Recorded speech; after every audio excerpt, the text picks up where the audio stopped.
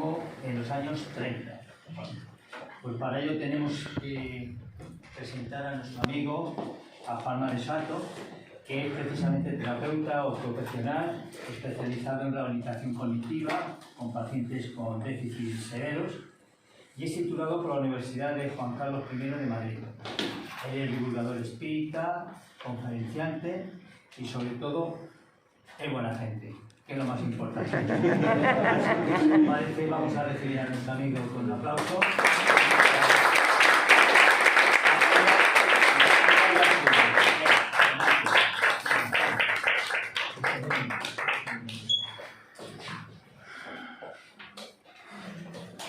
Bueno, pues muy buenas tardes a todos y bienvenidos un viernes más a vuestro centro espírita de confianza. Hoy estoy muy contento de estar aquí ante todos nosotros porque vamos a tocar dos temas que personalmente me llenan mucho. Por una parte vamos a trabajar y a tratar el tema del cine, más concretamente del cine clásico y más concretamente el cine de los años 30. Y por otra parte vamos a hablar de espiritismo. Que muchos de vosotros podéis pensar, pero bueno, ¿qué tiene que ver una cosa con la otra? Pues tiene mucho que ver, ¿o no? Ya lo veremos. Si os soy sincero, esta conferencia pues estaba programada para marzo del 2020, fijaos, pero ya sabéis lo que pasó durante ese mes. Así que, bueno, me la guardé y hoy, precisamente hoy, quería compartirla con todos vosotros. Quiero agradecer, para empezar, a todos los que un día como hoy se han acercado a un lugar como este, a conocernos, en el que hablamos de todo, de nada, de lo trascendente, de lo intrascendente. Así que espero que paséis una buena tarde. Es un placer, la verdad es que estar tan bien acompañado en este viaje que nos hará retroceder casi un siglo, hacia una década muchas veces desconocida para todos nosotros. Una década de grandes cambios sociales, políticos y económicos, en la que se asentaron las bases de la conocida sociedad del bienestar, aunque entre comillas esto del bienestar. Pero antes de comenzar a desarrollar el contenido de la conferencia de hoy, en la que, como no, hablaremos de mucho cine, me gustaría puntualizar una serie de premisas básicas para entender lo que es el espiritismo serio a día de hoy, puesto que sé que muchas personas nos visitáis por primera vez y sé que la concepción que muchas veces tenemos del espiritismo, tal y como aparece en las películas, series de televisión, etcétera, etcétera, pues dista bastante de lo que es. Como muchos ya sabéis, el espiritismo surge a mediados del siglo XIX de la mano de Allan Kardec, traductor, filósofo, profesor y escritor francés que se dedicó a sintetizar la doctrina espírita, dando como resultado los 5 libros básicos del espiritismo. Ya sabéis, el libro de los médiums, de los espíritus, el cielo y el infierno, el evangelio según el espiritismo y la Génesis. A partir de este momento, y partiendo del conocimiento que estos libros nos proporcionaron y nos proporcionan a día de hoy, el espiritismo ha seguido desarrollándose, adaptándose a la propia evolución del hombre, a sus propios intereses, puesto que el espiritismo se encuentra en constante transformación. De todas formas, os emplazo a ver un sinfín de conferencias en internet, las podéis ver, que tratan más en profundidad el tema de la historia del espiritismo, por si os interesa indagar más. Yo, en el día de hoy, quiero centrarme en el espiritismo, pero desde un punto de vista más personal, ligado al desarrollo individual de cada uno de nosotros, porque el espiritismo es diferente en cada uno de nosotros, puesto que cada uno tiene sus experiencias previas, tiene sus conocimientos y tiene su forma personal de ver la vida. Siendo sincero, cuando empecé a estudiar y a entender, o intentar entender muchos de los libros que os acabo de comentar con anterioridad, se me abrió una puerta hacia algo que nunca pensé que lograría alcanzar. Y no estoy hablando sobre el típico conocimiento sobre la vida eterna o sobre estas frases motivacionales tan ridículas que constantemente recibimos a través de WhatsApp. No estoy hablando de eso. Estamos hablando de respuestas a esas preguntas que uno siempre se hace. El por qué estoy aquí, el dónde estaré mañana. Eso yo creo que es algo inherente al ser humano. Destacar también que en el espiritismo no tenemos ningún tipo de dogma de fe, es decir, no se nos obliga a creer por creer. No es necesario ni vestir de negro, no es necesario gastarnos medio sueldo en velas negras. De hecho, aquí veis que ni hay velas negras, ni hay oscuridad, ni nada que se le parezca. Pero claro, entonces, ¿cómo sabemos si vamos por el buen camino espiritualmente hablando? ¿Tenemos que haber visto a 5 espíritus o haber vivido 3 materializaciones? Pues no, nada que ver. El espiritismo, aunque suene raro y un poco viejuno, es como el amor, y lo explicaré a continuación. Por eso, aunque las personas acudan a un centro espírita en busca de preguntas sobre qué hacer cuando se nos presenta un espíritu, es cierto que en nuestra casa puede aparecer cierto ectoplasma, podéis hablar con mi abuela fallecida hace 50 años, pues os quedáis muy sorprendidos porque es que eso no es el espiritismo serio que hacemos. Entonces, muchas veces nos preguntáis, entonces, ¿cómo creéis en la existencia de espíritus? Porque los espíritus no se pueden cuantificar. A día de hoy, la ciencia todavía no da cabida a los espíritus. Pues es un poco como el amor que os decíamos antes. El amor se puede ver, el amor puede cuantificarse, puede medirse de alguna forma, o es algo que todos sentimos en nuestro interior de forma subjetiva. Pues lo mismo es el espiritismo. Se basa en la evidencia personal y subjetiva de gran parte de los fenómenos que acontecen. Por eso, muchas veces, si os intentan convencer de cualquier cosa, negarlo con rotundidad. Todo debe basarse en las propias experiencias personales. Aquí nadie tiene la verdad absoluta de nada. Nadie.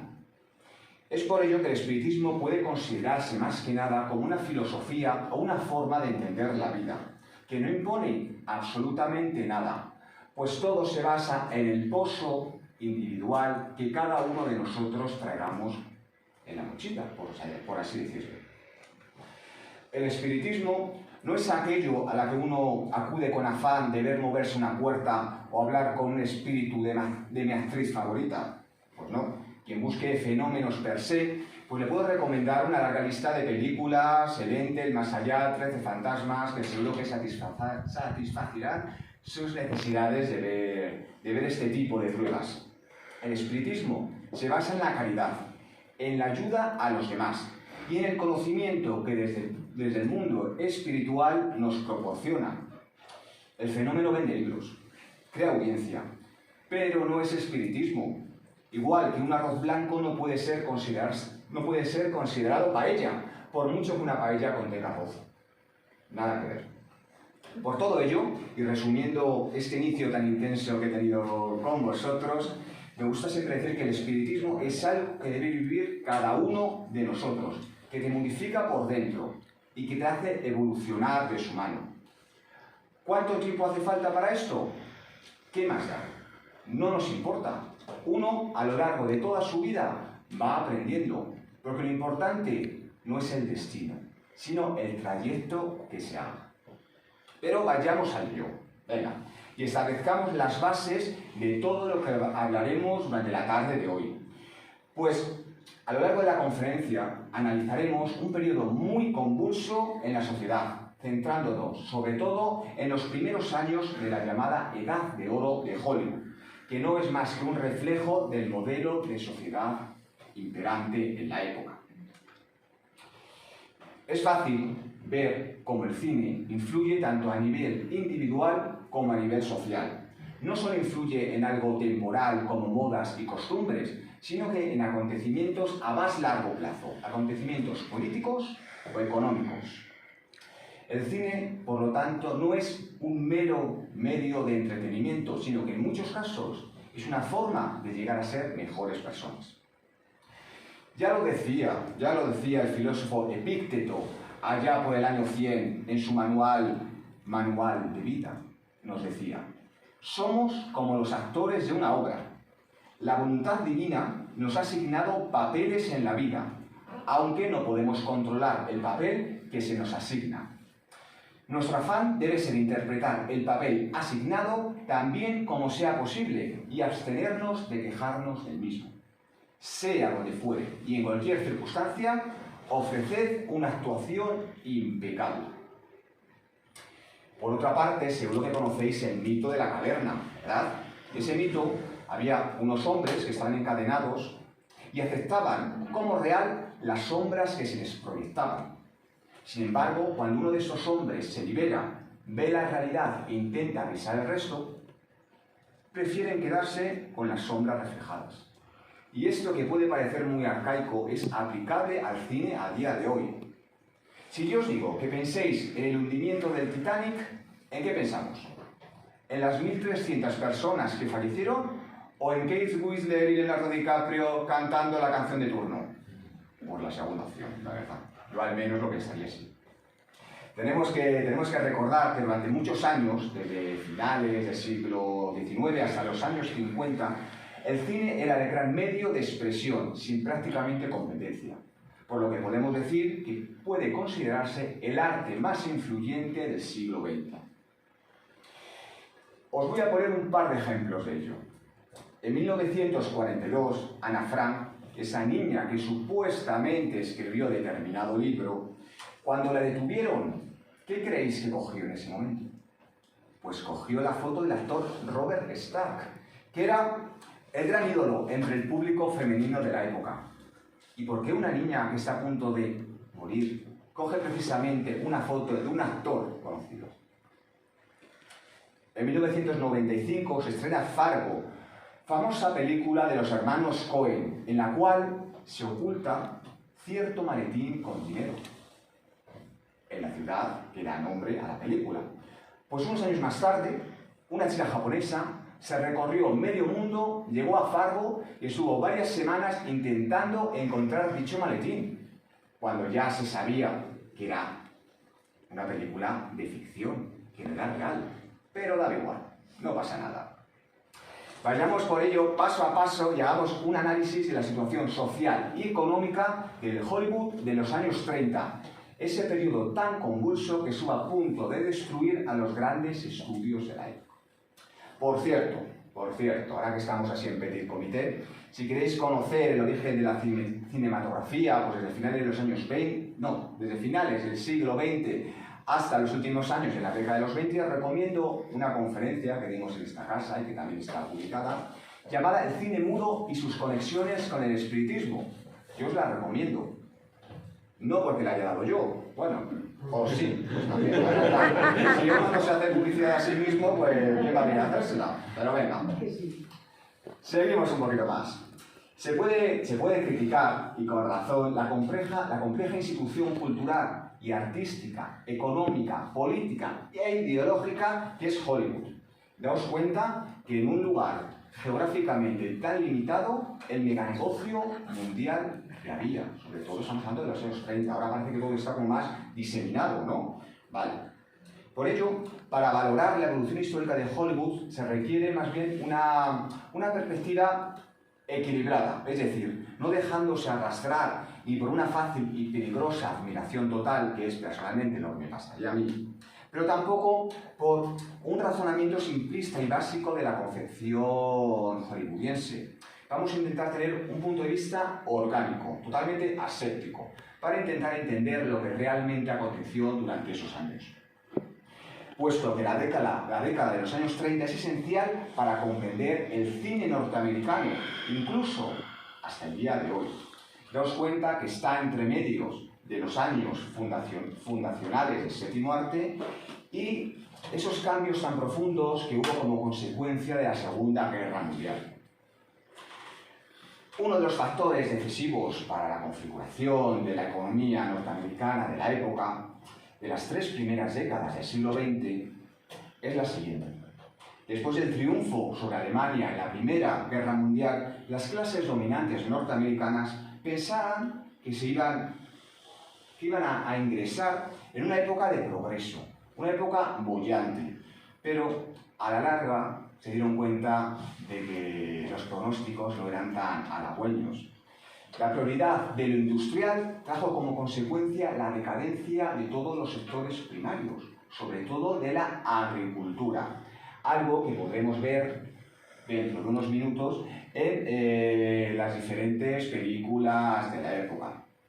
La Gran Depresión económica que afectó en los años 30 comenzó, como todos sabéis, con el crack del 29. El desempleo en los Estados Unidos llegó hasta el 25%, y una de las consecuencias que trajo todo esto pues, fue un sentimiento de hostilidad pues, por parte de los hombres y mujeres de la época, algo totalmente normal. La Gran Depresión, por ello, comenzará a modificar la vida americana y, por tanto, su forma de hacer y concebir el cine. Fijaos, se reducen los ingresos personales a más del 50%, lo que trae consigo la devaluación del dólar. El hambre y el desánimo se apoderan de la población. El número de suicidios aumenta drásticamente.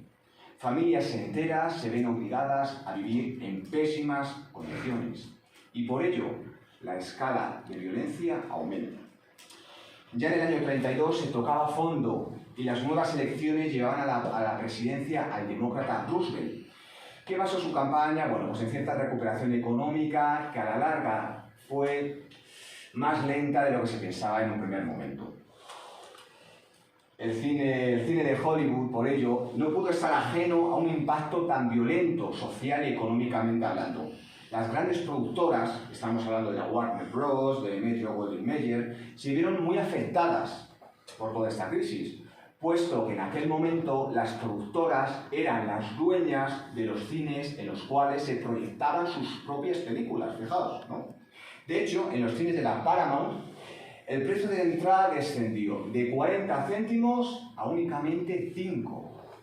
E incluso se dice que durante unos días, en el año 33, la entrada del cine se cobró a través de especias. Es decir, tú llevabas un pollo y, por ejemplo, te dejaban entrar a ver King Kong, que era la película más famosa de la época.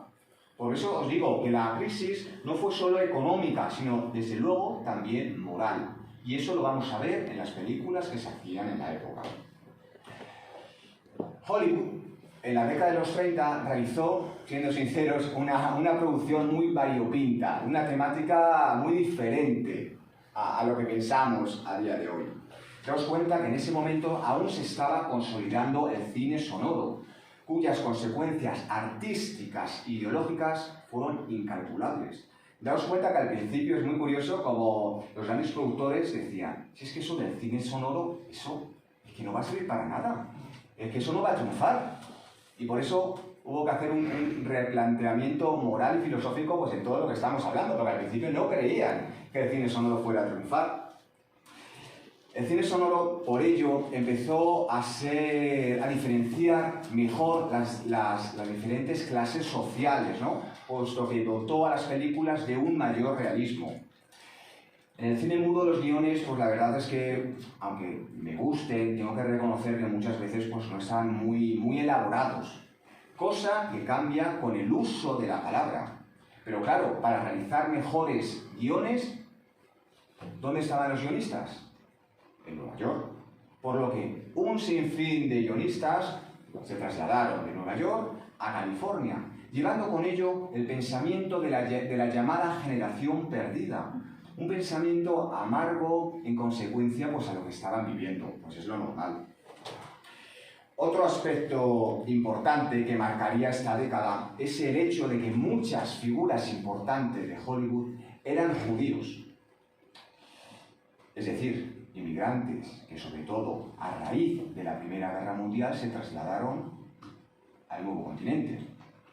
No nos olvidemos que durante la primera mitad del siglo XX el racismo en Estados Unidos no solamente se focalizaba en los afrodescendientes, sino sobre todo en los judíos, salvo en notables excepciones. ¿Cuáles eran excepciones? Pues los que tenían dinero. ¿Y quién tenía dinero? Los productores. Entonces ahí no pasaba nada si eras judío. Igual que si eras actor y eras judío, pues tampoco pasaba nada. Como aquí tenemos a Johnny Weissmuller y Edward G. Robinson. Pero sí era preocupante en el caso de las mujeres. De este modo, este conflicto racial afectó directamente a los directivos de la industria del cine. Por ello, quizás la obstinación contemporánea de Barbra Streisand, en la cual, pues, en gran parte de su carrera solo aceptó papeles de mujer judía, en una especie de revancha moral sobre lo que fueron esas décadas.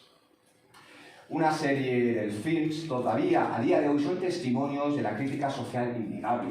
Por ejemplo, tenemos la película Soy un fugitivo, en la cual un veterano de la Primera Guerra Mundial regresa a su ciudad sin ningún tipo de asidero social, económico ni de ningún tipo. Estuvieron muy de moda películas como Susan Lennox, película del 31 con la grandísima Greta Garbo, en la cual encarnaba a una de tantas mujeres que, acorraladas por la crisis, no se le caían los anillos por realizar la prostitución. La lista de este tipo de films es larguísima. Tenemos, pues, por ejemplo, Amor en Venta del 31 con Joan Crawford, La Pecadora también del 31 con Constance Bennett. De hecho, fijaos, la revista Variety, muy influente en aquella época, comentó que este tipo de films eran los que más dinero recaudaban. ¿Por qué? Porque las mujeres se veían reflejados en ellos. Por todo ello, y como consecuencia de la nueva moral reinante y la nueva forma de ver y expresar toda aquella realidad que asolaba a los hombres y mujeres de la época, se puso en marcha un código moral que transformó por completo la industria del cine. Un código que durante más de 30 años puso al límite el ingenio de los guionistas, con tal de evitar esta censura. Ya veremos ejemplos de lo que estoy diciendo. El código Hays, que es el hombre ese que tenemos aquí tan simpático, estuvo vigente del año 34 al año 68. El cine, como toda expresión artística, no tardó en generar polémica. ¿Quién no ha escuchado eso de los locos años 20? Pues todos, claro que sí. A los controvertidos argumentos que pudieran aparecer en la pantalla, se sumaban los escándalos de actores y actrices de la época. La prensa sensacionalista de la época fue un hervidero de todo tipo de tribulaciones, plagadas de asesinatos, drogas, sexo e incluso muerte. La Meca del cine era representado como un escenario de depravación y de inmoralidad. Con el propósito de evitar la intervención gubernamental y favorecer la autorregulación de los propios estudios, se decidió crear en 1922 un organismo para restablecer la buena imagen de Hollywood.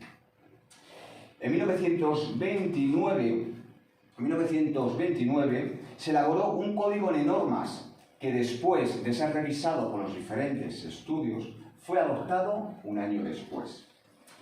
Estas normas, además de sugerir una serie de preceptos aleccionadores de carácter general, están enfocados a preservar la moral de las películas, trazando una enorme lista de pautas que había que vigilar.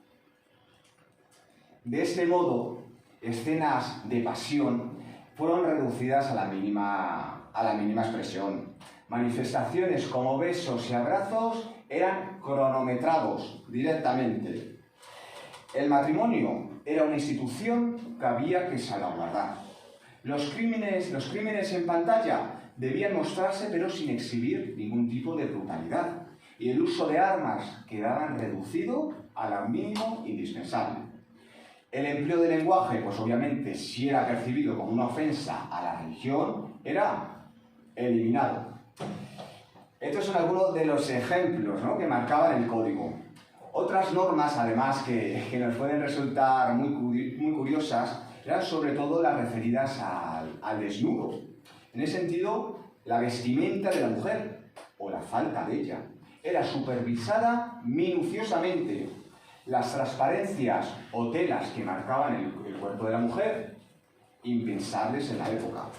En los hombres, enseñar el vello del pecho, prohibido completamente.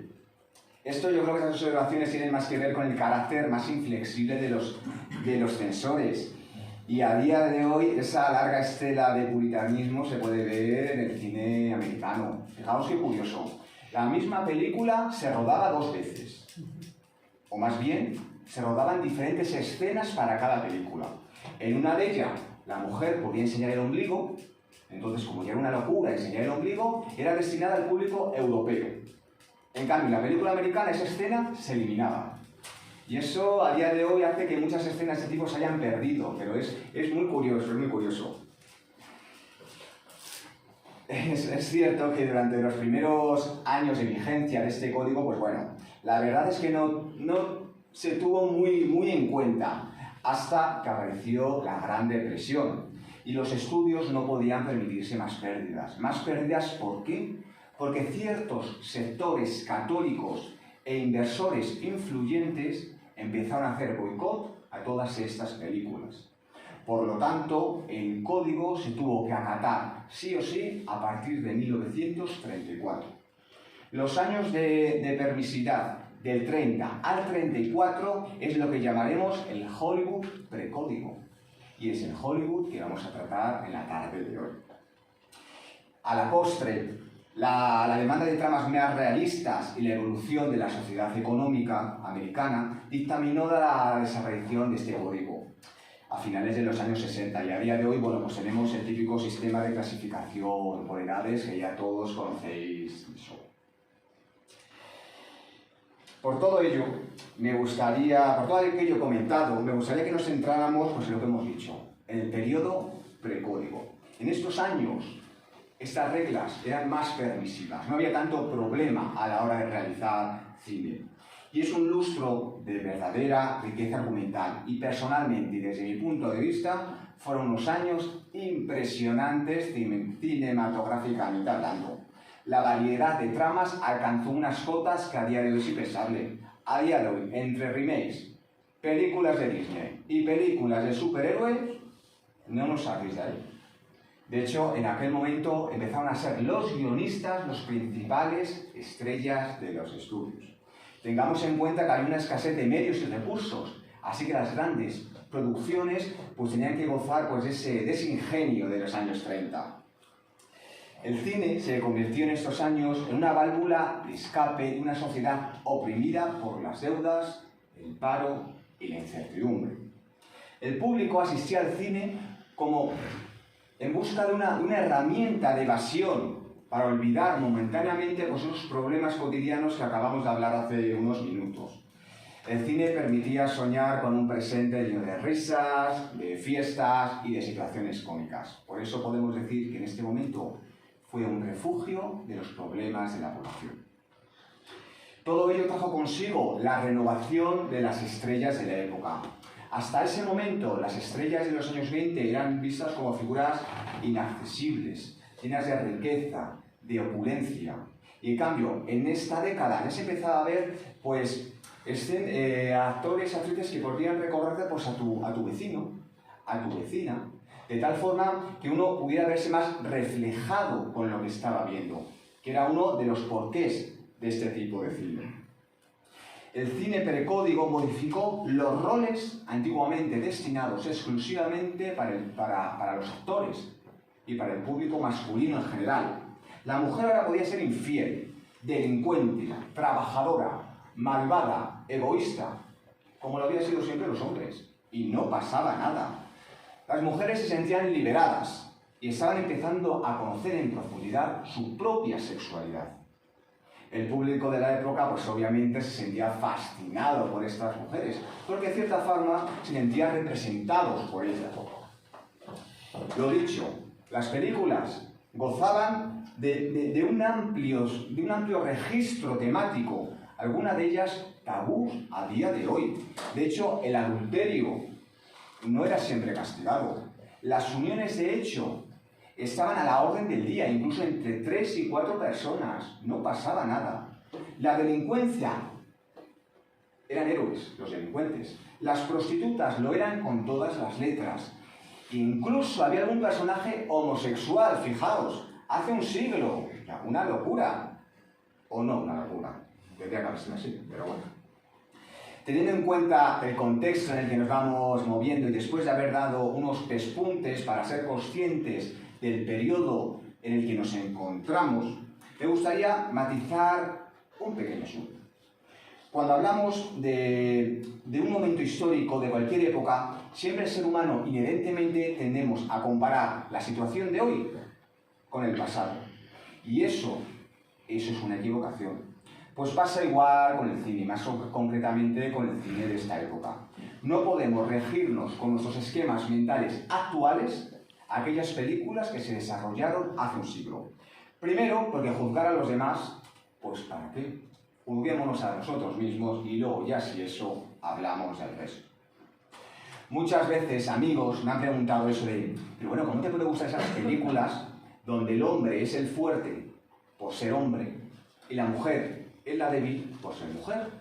O esas afirmaciones que me hacen mucha gracia de, bueno, ¿cómo te pueden gustar esas películas de antes si no pasaba nada? Quien me hace esas afirmaciones, pues obviamente pocas películas ha visto, porque ya estamos viendo que en ambos casos nada más lejos de la realidad. Claro que me pregunto pues qué tipo de amigos tengo para que me digan esas cosas.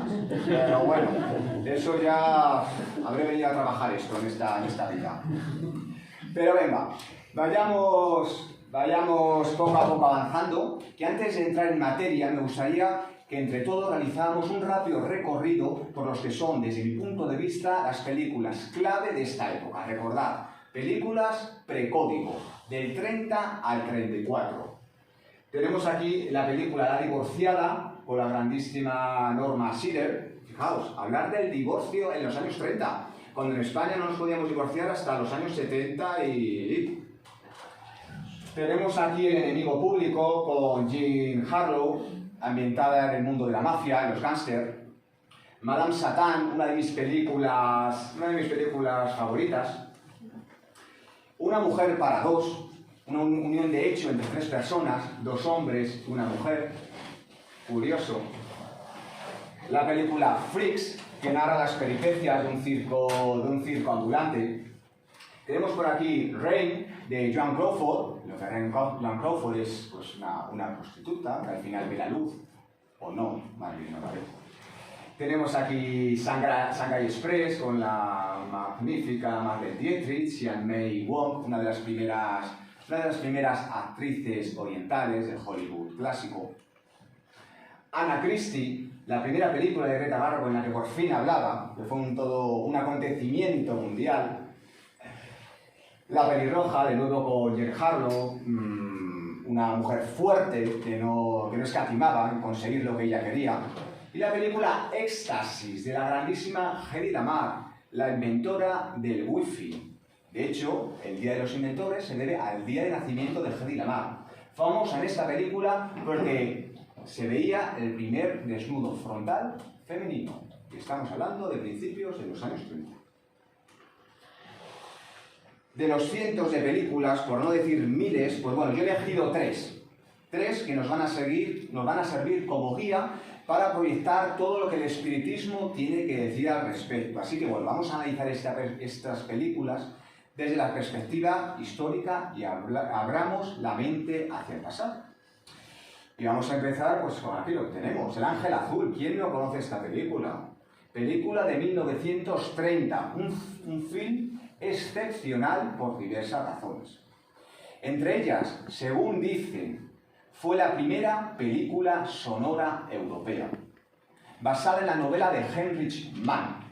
Narra la historia de un profesor metódico y rígido que trata a sus alumnos muy severamente y un día acude al Ángel Azul para reprender a sus estudiantes, puesto que ha aparecido una alborotadora señorita, aquí la tenemos, Lola, que les lleva pues, un poco por el camino de la amargura. El profesor se enamora de Lola, se casan y ahí, bueno, empieza una espiral de desdichas que yo os aconsejo que veáis la película. Primero es despedido como profesor, luego arruinado, es infiel por Lola y finalmente pues acaba muy mal. Bueno, pues no, al final, bueno, prefiero que la veáis.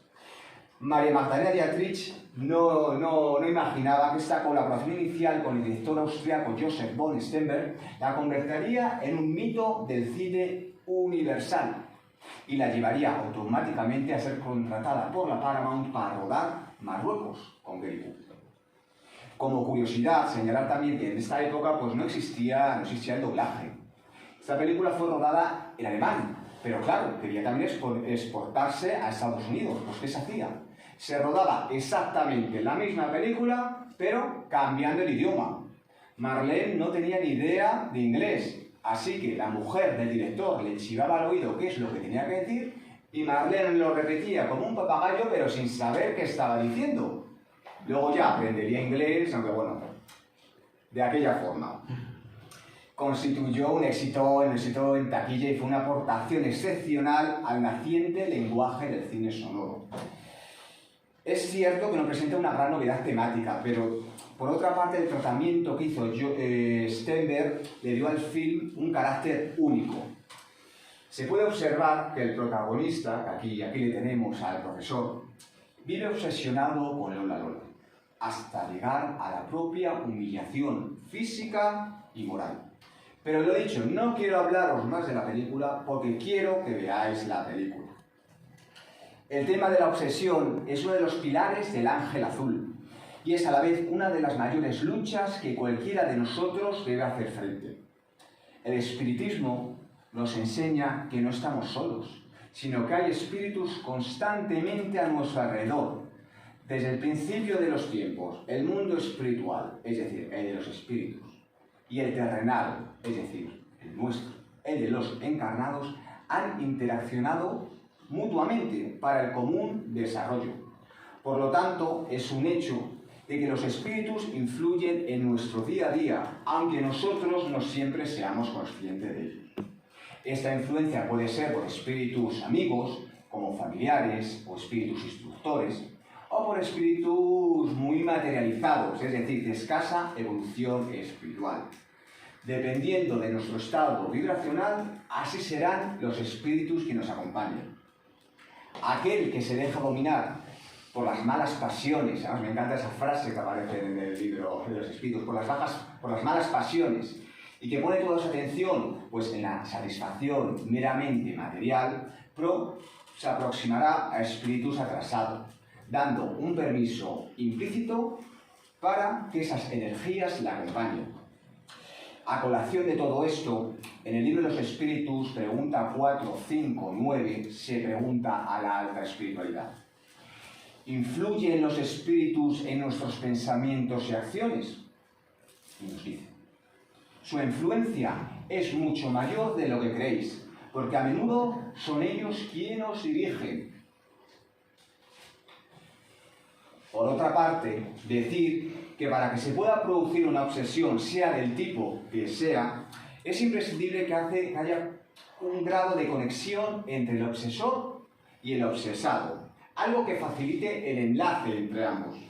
Y esa raíz, esa conexión, suele tener sobre todo un común denominador, que son valores negativos e inferiores, tanto del espíritu encarnado como el desencarnado. Es decir, si somos una persona con tendencia a engañar, pues estaremos rodeados por espíritus con tendencia a engañar. O cualquier persona que tenga cualquier tipo de adicción, pues se rodeará con espíritus que tengan dichas adicciones.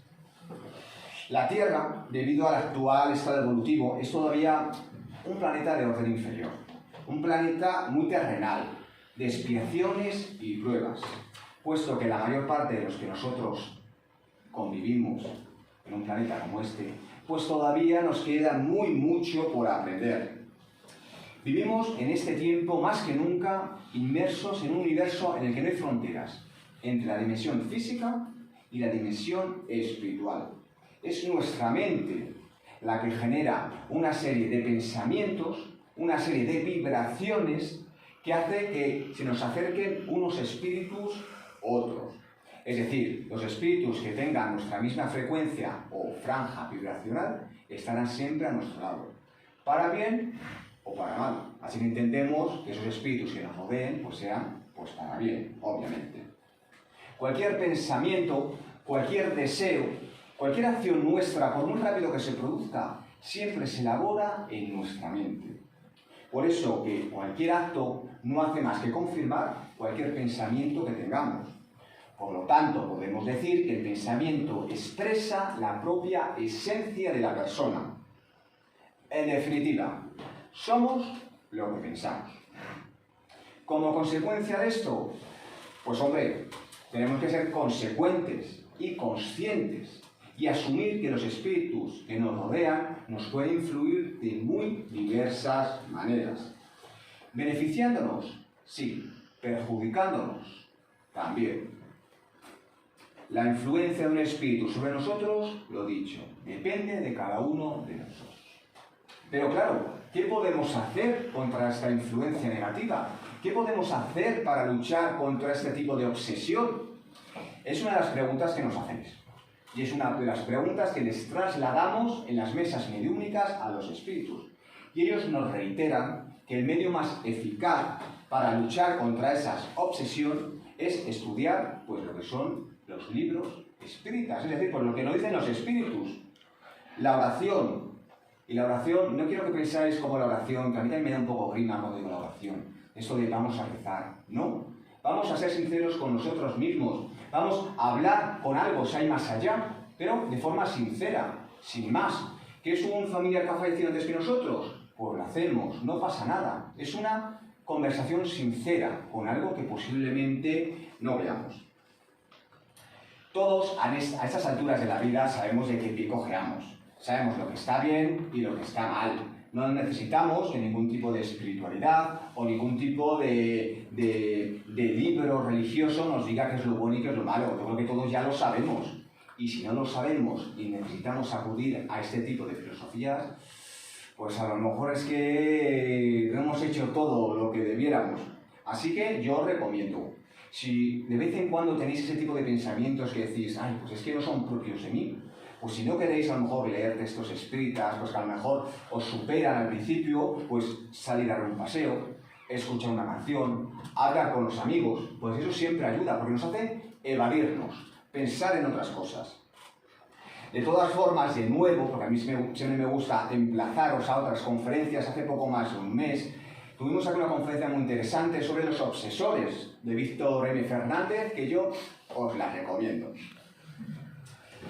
Vayamos a la siguiente película. Hablamos de Babyface, Carita de Ángel, que se dijo en español. Película del 33. Este film, a lo mejor al contrario que el anterior, puede no ser muy conocido para la mayoría de vosotros, así que voy a realizar un pequeño resumen. En una ciudad industrial, Babyface, la rubita de aquí, trabaja en la cantera como camarera en la cantina de su padre, donde aprende las malas artes de la seducción. Su padre muere y se traslada a Nueva York, donde aprovechará su experiencia para engatusar a los hombres para subir socialmente. Bien, podríamos comentar que es una película bastante controvertida sobre una mujer que llevará a la ruina a los hombres, pero como por contra, los hombres también la llevarán a la ruina a ella. Además de todas esas necesidades materiales que se va creando poco a poco ella misma, que sin joyas, abrigos de pieles, lujosos apartamentos. El film cuenta con una grandísima Barbara Stanwyck interpretando a la protagonista, que tiene un modo muy peculiar de resolver los problemas hasta llegar al éxito. Pero claro, es que el éxito no siempre es material, pero bueno, ya lo veremos más adelante. No quiero imaginar qué hubiera pasado con esta película si hubiera caído en las manos del código Hays que hemos hablado anteriormente. Un personaje, el de Barbara Stanwyck, inducido por su padre a ejercer la prostitución para poder ganar dinero para su familia. Bien dirigida por Alfred Breen, esta película Precódigo supo conjugar una de las historias más importantes de la época en cuanto a la seducción estamos hablando. Heroínas, mujeres, cuya única preocupación era alcanzar el estatus económico, sin importarles el precio que debían pagar. El film que acabamos de comentar No me gusta ejemplarizarlo con la época actual, pero bueno, digamos que todos a día de hoy somos bastante materialistas. ¿Por qué negarlo? Si algo nos caracteriza es el apego por el mundo material, como le pasaba a la protagonista de la película. Y no es algo malo. Todos estamos encarnados dentro de la materialidad y es normal preocuparnos por lo que tenemos y por lo que dejamos de tener. No nos engañemos, si aquí trabajamos o hemos trabajado 40 horas semanales, pues a ver, no es por amor al arte, sino es para conseguir cierta remuneración económica que respalde nuestro mundo material. A todos nos gusta comer, vestir e incluso de vez en cuando irnos de vacaciones si nos dejan. Es lo habitual.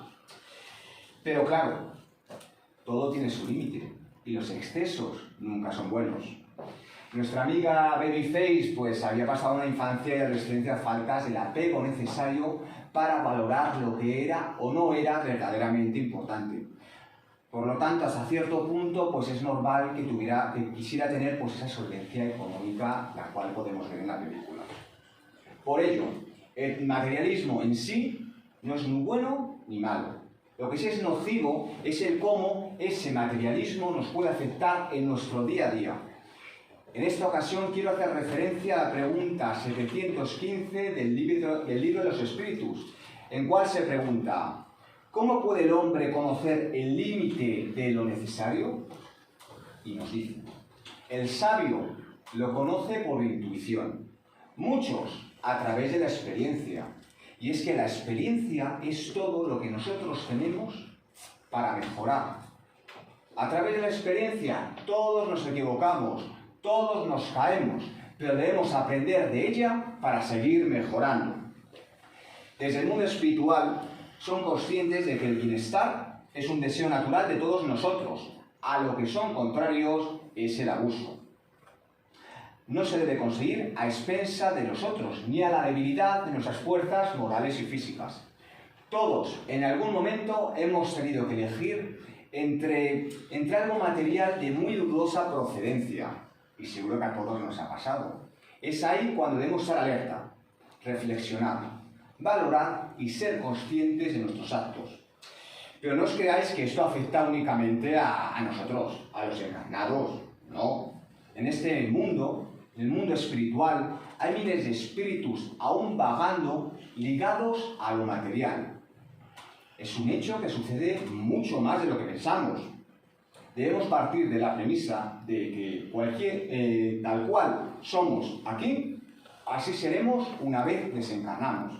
Si somos unas personas generosas, pues cuando desencarnemos, pues seremos igualmente generosos.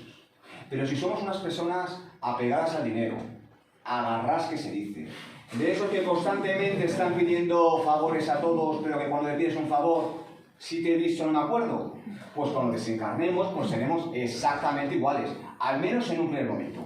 Luego ya pues iremos evolucionando, claro que sí. De esta forma, los miércoles y sobre todo los martes, que es cuando hacemos un poco las sesiones mediúmnicas más serias, es muy común encontrarnos con espíritus que, aun sabiendo que han desencarnado, es decir, que han fallecido, no quieren dar el paso y despegarse de la materia. Recuerdo el caso de una mujer que había fallecido y que no quería separarse de sus joyas, pues había sido una herencia familiar y sus hijos no iban a valorarse como era debido. De modo que ya 20 años pues, custodiando la caja fuerte en la que se encontraban las joyas. Fijaos lo difícil que es intentar razonar con esa mujer y que sea consciente de que eso es algo que ya pasó. Esto es algo complicado. Y como adoctrinadores, que es a lo que llamamos a las personas que hablan con los espíritus, debemos tener mucho cuidado, mucha empatía. Debemos intentar que el espíritu comprenda la situación en la que se encuentra, pero jamás sin presionar ni imponer. Pero yo os digo que es complicado. Al final lo conseguimos, pero yo os digo que es un caso que es más frecuente de lo que pensamos. No sabemos qué pasaría una vez que desencarnara Babyface, la protagonista de nuestra película. No quiero decir nada, pero sí es cierto que al final ya se ve cierto indicio de arrepentimiento, porque nunca es tarde, nunca es tarde. Y vayamos ahora con la última película, El Vidente. Película de 1934, posiblemente la película menos conocida, pero que me parece particularmente muy acertado tratar pues, el lugar en el que estamos. Que es un lugar por donde hablamos habitualmente pues, con los espíritus. Empecemos, por tanto, con un pequeño resumen, lo más aséptico posible para ser, de igual forma, objetivo. Un vidente falso se da cuenta de que algunas de sus predicciones comienzan a realizarse. Y ahí es donde empiezan los problemas. Es un film curioso. Un vidente fraudulento que se dedica a estafar a la gente y de repente empieza a desarrollar sin más la mediunidad. ¿No recuerda a otra película? Salvando la distancia, siendo mucho mejor esta. Pero Ghost, pues bueno, también va por ese camino, aunque bueno, mucho más ñoña que esta. Es importante que seamos conscientes de la perspectiva social de la época en la que nos encontramos. Crisis financiera, como consecuencia del final de la Primera Guerra Mundial. Conflictos militares, sobre todo con Sudamérica. Es muy común que, por lo tanto, la gente de a pie quisiera saber más. Quisiera saber sus seres queridos que habían ido a la guerra, si van a regresar, si van a encontrar el amor, si esos negocios que habían empezado finalmente iban a resurgir. Todos eran dudas y preguntas. Y en esos momentos tan caóticos, el número de mediums se disparó. Como un buen chocolate con churros en los días de frío. Porque claro, es un claro ejemplo de la ley de la oferta y la demanda. Y antes de nada, me gustaría que muchas veces se empleara la palabra medium y vidente, y no es lo mismo. Medium es todo. Y vidente es en función de la mediunidad que tengas. Uno es vidente cuando su mediunidad es visual. Pero no una está implícita en la otra, ¿de acuerdo? Porque muchas veces confundimos un poquito los términos.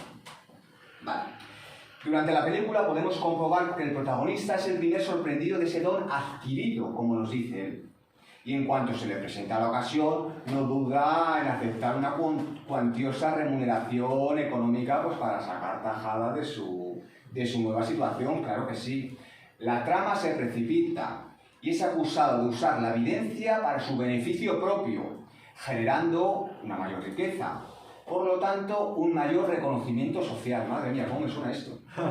Pero bueno, este es uno de los grandes peligros de la mediunidad, el ego, del que hablaremos más adelante. La película, fijaos, fue realizada en el 34, meses antes de que el código Hays fuera mucho más estricto. El protagonista, una vez que vio la película, se enfadó mucho. Porque había una escena que habían eliminado. Una escena en la que el vidente hablaba con las madres de unos soldados que habían fallecido. Imaginaos la escena. Normal que la censuraran. ¿O no? No tan normal. Todos los que nos conocéis habéis podido comprobar pues, que todo lo que aparece en las películas, pues, series y diferentes programas de televisión, lo que dista de la realidad. El ser humano es cierto que de forma inherente siempre reniega de lo desconocido, porque lo desconocido da miedo.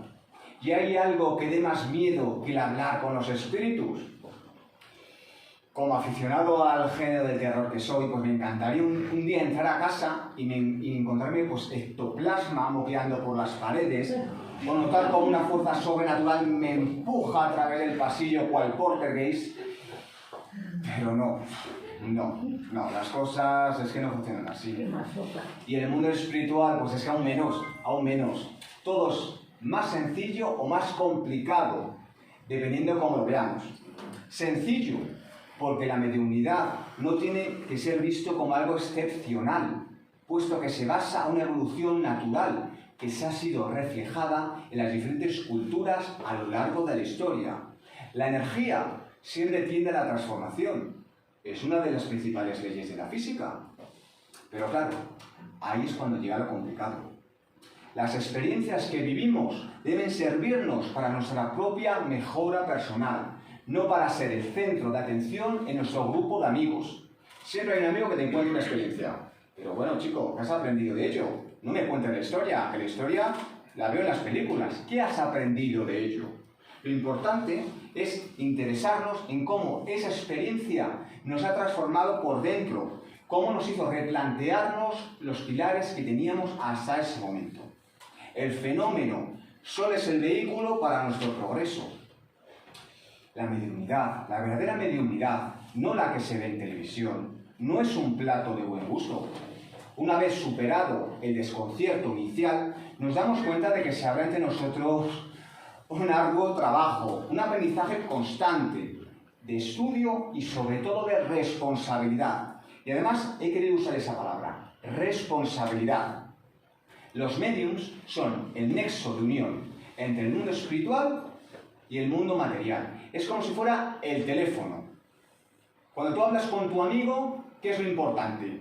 ¿Lo que tu amigo te cuenta o el teléfono en sí? Pues esto es lo mismo. Esto es lo mismo. En muchas ocasiones decimos que estamos rodeados por espíritus de nuestra misma franja vibracional. Es decir, si una persona como yo, sarcástico, nervioso y un poco borde, pues ¿de qué espíritus está rodeado? Pues obviamente pues espíritus que sean como yo, aunque bueno, dicen que soy incluso buena persona, pero eso ya lo mantenemos al margen, pero no quiero entrar en esas cosas. Pero claro, si hay determinadas personas que utilizan el mundo material para llenarse los bolsillos, comprarse chaletes y enjollarse cual árbol de Navidad, pues imaginaos de qué tipo de espíritus estarán rodeados. ¿De espíritus de conocimiento? Pues no, chica, no. La verdad es que no.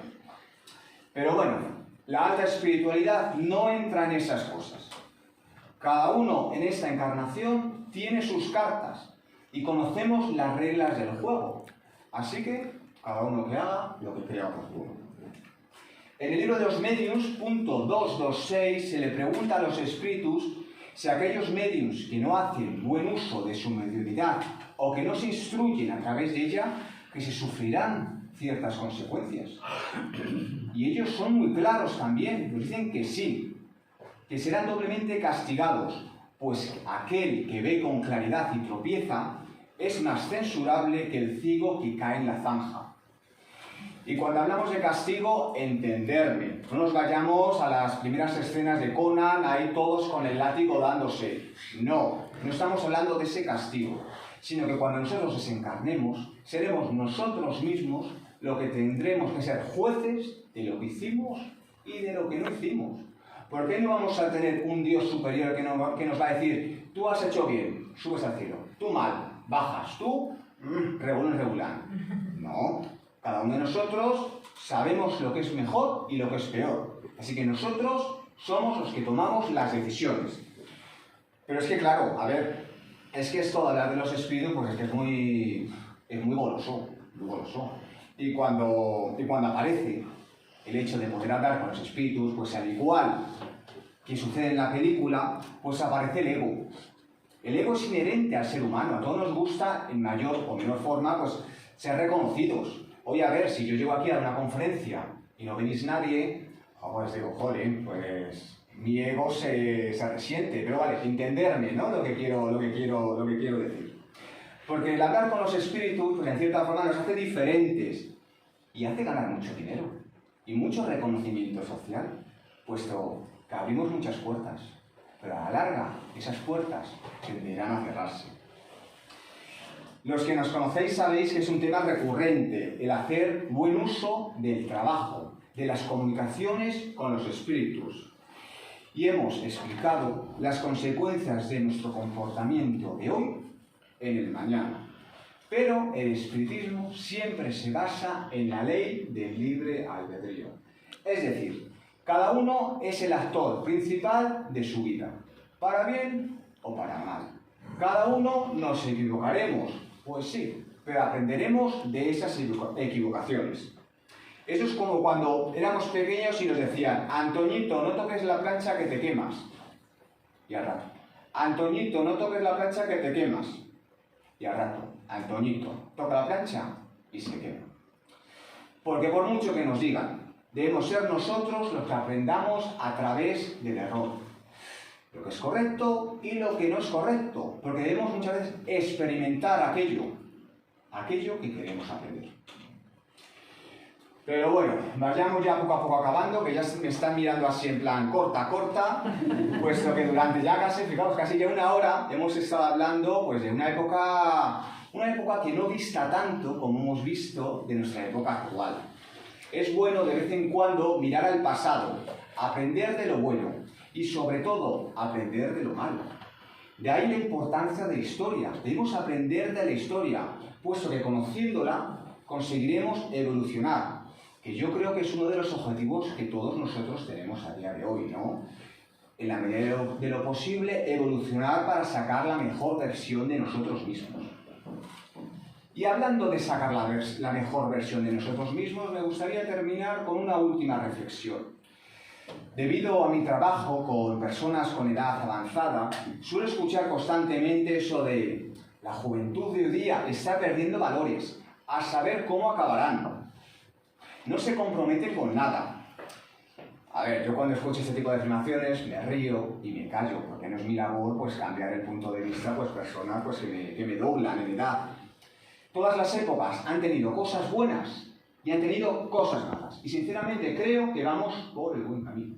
Eso sí, vamos muy lentamente, pero poco a poco vamos por el buen camino. Nunca ha habido tantas personas comprometidas con el medio ambiente. Muchas personas que se han ido a otros países a ayudar, a dar de comer, a enseñar a plantar. Cada vez más personas estudian profesiones sanitarias para así mejorar la calidad de vida de todos los que nos rodean. Y además esto me hace mucha gracia. Durante la pandemia hay los sanitarios, un aplauso. Hay los reponedores, un aplauso. Los peluqueros, un aplauso. Ha pasado la pandemia y esos sectores que recibieron el aplauso siguen con sus mismas pocas remuneraciones económicas, sin el poco reconocimiento social que se merecen. ¿Dónde están ahora esas personas que aplaudíamos? Pues siguen siendo, socialmente, están ahí. Todas las madres y todos los padres, cuando somos padres, queremos que nuestro hijo sea abogado, sea empresario. Yo no conozco a ningún padre que diga, me encantaría que mi hijo fuera auxiliar de clínica porque así ayudará a la persona. Somos nosotros los que estamos implementando ese sentimiento de que lo importante es conseguir un trabajo que nos dé dinero, no un trabajo que nos haga crecer como personas. Yo ahí lo dejo porque creo que es importante. Por otra parte, en nuestro día a día, cuando vemos las noticias, cuando hablamos con las personas, siempre tendemos a retener lo que son las malas noticias, las noticias negativas, aquello que nos perturba.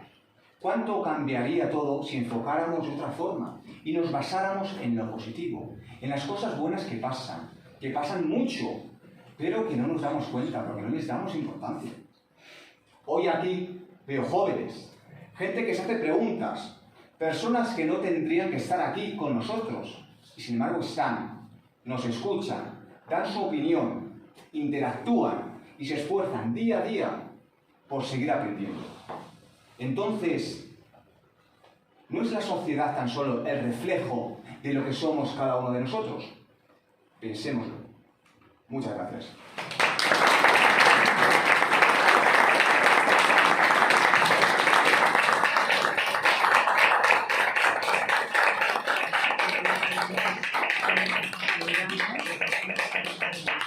Bueno, pues ahora toca el temido turno de preguntas. Si alguien tiene algún tipo de pregunta rápida, lo que sea, yo desde luego os recomiendo, si podéis, ver las películas que hemos mencionado, sobre todo si no estáis muy duchos en este tipo de cine, que veréis pues cómo os sorprende las tramas que en ellas se plantean. Y bueno, si tenéis alguna pregunta también referente pues, al tema del espiritismo, que es un poco pues, la excusa con la que trabajamos aquí. ¿Alguna pregunta? ¿No? Juanma, aquí también hubo un tiempo en que se hacían las películas conversiones.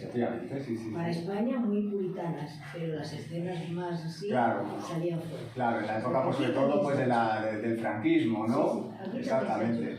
Pues sí, también se hacía así. Sí. Solo comentar que en algunos cines de pueblo que tenía que estar el cura. Y salía una imagen que no, él mismo hacía la censura poniendo la mano delante del proyector. Eso lo he oído, no lo he llegado a ver porque no... Efectivamente, o se recortaban O los se negativos de la recortaban. película, de tal forma que muchísimas películas de esa época no han llegado a día de hoy, se han perdido. Porque además utilizaban materiales pues, que con el paso del tiempo pues, se han terminado, pues eso, perdiendo. Pero sí, es muy curioso cómo la sociedad y el cine siempre han ido de la mano. Y cómo muchas veces el cómo somos actualmente puede verse reflejado en lo que vemos en las pantallas del cine. A día de hoy, ¿qué es lo que vemos en los cines? Pues lo que hemos dicho, películas que nos entretengan, películas que no nos hagan pensar mucho, porque si pensamos mucho, uy, yo es que eso no lo entiendo. Yo vengo al cine aquí a no pensar nada. ¿Hasta qué punto eso es lo que quieren? Que no pensemos, que no nos planteemos otro tipo de realidades. Yo ahí lo dejo. Muchas gracias.